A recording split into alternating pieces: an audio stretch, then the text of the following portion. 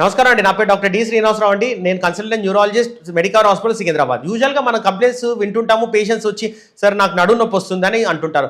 ఈ నడుము నొప్పికి గల కారణాలు చాలా ఉంటాయండి. పేషెంట్స్ యూజువల్గా నడుము నొప్పి వచ్చినప్పుడు లోకలైజ్గా పెయిన్ మొదలవుతుంటుంది.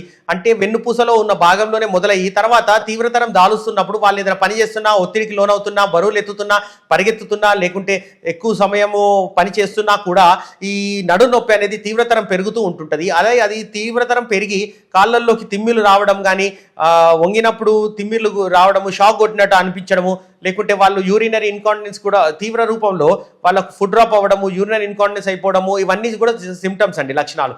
సో ఈ పేషెంట్స్ని మేము ఒకటే చెప్తాము, నడుము నొప్పి మొదలైనప్పుడు నెగ్లెక్ట్ చేయకుండా దగ్గరలో ఉన్న న్యూరాలజిస్ట్ని సంప్రదించి రెగ్యులర్గా ట్రీట్మెంట్ సిమ్టమ్స్ని బట్టి ట్రీట్మెంట్ తీసుకుంటూ తీవ్రతరాన్ని అంచనా వేయడానికి మనకు ఎంఆర్ఐ స్కాన్ అనేది చాలా ఇంపార్టెంట్ అండి. అది చాలా మనకు దోహదపడుతుంది.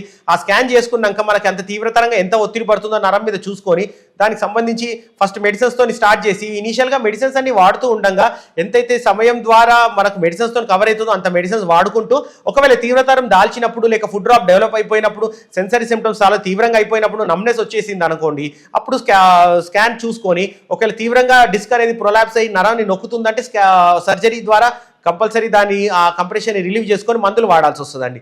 అండ్ కాబట్టి ఈ లోక్ బ్యాక్ పెయిన్ వచ్చింది పేషెంట్స్ అంటే వాళ్ళు నెగ్లెక్ట్ చేయొద్దు. ఈ మధ్య చాలా కాలంగా మనం చూస్తున్నది ఏంటంటే ఈ ఓల్డ్ ఏజ్ పేషెంట్స్లో వస్తుండేది ఈ ఇంతకుముందు, బట్ ఇప్పుడు ఈ యంగ్ పేషెంట్స్లో కూడా అబ్నార్మల్ పాస్చరింగ్, లాంగ్ వర్కింగ్ అవర్స్, ఈ సాఫ్ట్వేర్ ఎంప్లాయీస్లో కూడా మేము ఈ నడుము నొప్పి అనేది చాలా సహజంగా చూస్తున్నాం.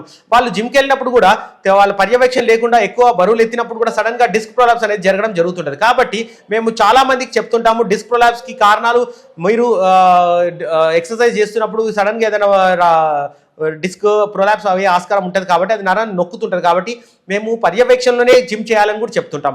అలాగే ఈ లో బ్యాక్ పెయిన్ వచ్చిన పేషెంట్స్ బరువులు ఎత్తడం ఇవన్నీ కూడా అవాయిడ్ చేసుకుంటూ రెగ్యులర్ ఫిజియోథెరపీ చేసుకోవాలి.